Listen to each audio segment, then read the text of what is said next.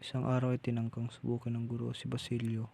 Tinawag siyang bubutok ng guro. Nagsasalaysay ito ng isang bakay na nagpapatawa sa madla. Tinanong pa si Basilio, sangad na magkamali ito at nang sa gayoy ay masayahan sila. Marunong ng wikang Kastila si Basilio noon kaya nakakasagot ng mahusay.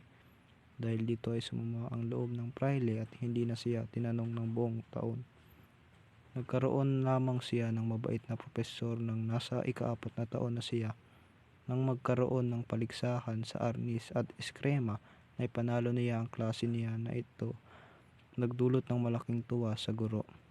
Inirekomenda siya na magkatanggap ng markang napakataas at medalya ng karangalan.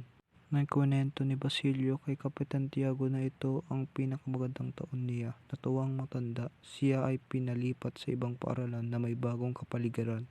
Nabalitaan ng matanda na kung uri ng edukasyon ang pag-uusapan, nangunguna raw ang mga paring Heswita.